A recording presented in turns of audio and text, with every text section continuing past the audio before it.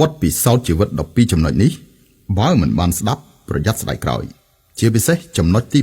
9បើអ្នកបានជួបហើយដាច់ខាតកុំឲ្យធ្វើខុសទៀតគ្រប់ចំណុចទាំងអស់សុទ្ធតែសំខាន់ត្រូវតែរក្សាទុកមើលថ្ងៃក្រោយ 1. ពេលអ្នកខឹងកុំនិយាយច្រើនបើនិយាយអ្វីមួយនឹងត្រូវបាត់បង់ពេលដែលបេះដូងមិនស្របតាមផ្លូវអ្នកកុំធ្វើវា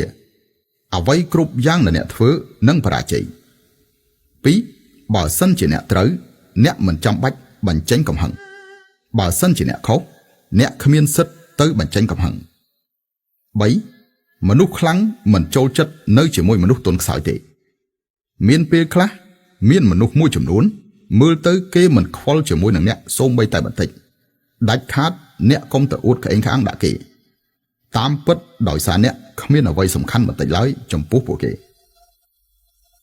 4. របស់ដែលអ្នកចូលចិត្តត្រូវខិតខំទៅរកវាដោយសារតែមនុស្សនិងរបស់ដែលអ្នកចូលចិត្តតាមពិតគឺវាមិនមានច្រើននោះទេបើសិនជាឥឡូវនេះមិនចាប់ឱកាសពេលក្រោយវានឹងបន្សល់ទុកនៅវិបដិសេរី 5. ត្រូវធ្វើអ្វីដែលអ្នកគួរតែធ្វើមុនបន្ទាប់មកចាំទៅធ្វើអ្វីដែលអ្នកចូលចិត្តធ្វើឃ្លាមុនឲ្យអ្នកត្រូវមានបាយហូបសិនឃ្លាក្រោយឲ្យអ្នកធ្វើបានតាមក្តីសុបិន 6. មួយជីវិតខ្លីណាស់កុំស្មុគស្មាញនឹងជីវិតច្រើនពេកមានរឿងខ្លះមិនយល់កុំទៅចង់យល់មានមនុស្សខ្លះទាយមិនត្រូវកុំទៅទាយទៀតមានការគិតខ្លះគិតមិនចេញកុំទៅគិតវា 7. ដាច់ខាតកុំយកចំណុចខ្សោយរបស់ខ្លួនទៅបង្ហាញឲ្យអ្នកដទៃឃើញ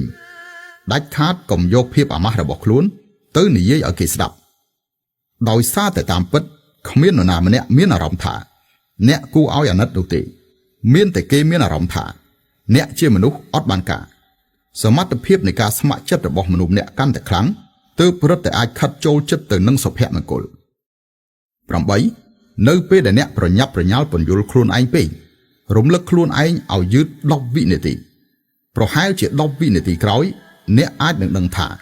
រឿងរ៉ាវមួយនេះមានតម្លៃឬអត់ភាគីម្ខាងទៀតមានតម្លៃឬទេ 9.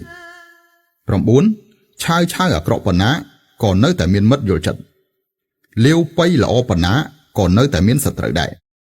ការទំនើងតាមចិត្តរបស់កូននាំឲ្យមានផលអវិជ្ជមានការទំនើងកូនដោយចេះតែធ្វើអ្វីបណ្ដោយតាមចិត្តរបស់ពួកគេច្រើនហួសហេតុពេកអាចនាំឲ្យមានផលអវិជ្ជមានទៅថ្ងៃក្រោយក្នុងនាមជាឪពុកម្ដាយអ្នកគួរត្រូវចេះកំណត់ព្រំដែនសម្រាប់កូននៅរឿងខ្លះបើអាចក៏គួរតែចេះប្រើពាក្យថាទេទើបល្អប្រសើរខួរក្បាលកុមារមិនមែនចេះតែអភិវឌ្ឍមិនឈប់រហូតដល់អាយុពេញវ័យនោះឡើយមានន័យថានៅក្នុងការរស់នៅអ្នកដែលជាឪពុកម្ដាយត្រូវតែធ្វើការសម្រេចចិត្តឲ្យបានត្រឹមត្រូវកុំមិនដោយតាមចំណង់ចំណូលចិត្តរបស់ពួកគេពេកដែលនេះជាហេតុធ្វើឲ្យក្មេងដឹងចិត្តឬបានចិត្តមិនយល់ពីគុណតម្លៃនៃការខិតខំប្រឹងប្រែងនិងថែមទាំងមានភាពងក់ងច្រើនការតាមចិត្តកូនហួសហេតុពេកអាចធ្វើឲ្យកូនរបស់អ្នកមានភាពទន់ជ្រាយនិងឆាប់មានការអន់ចិត្តហើយក៏អាចឈានទៅរកការញៀននិងសម្ភារៈនិយមបាត់បង់ភាពវៃឆ្លាតផងដែរសរុបមកវិញ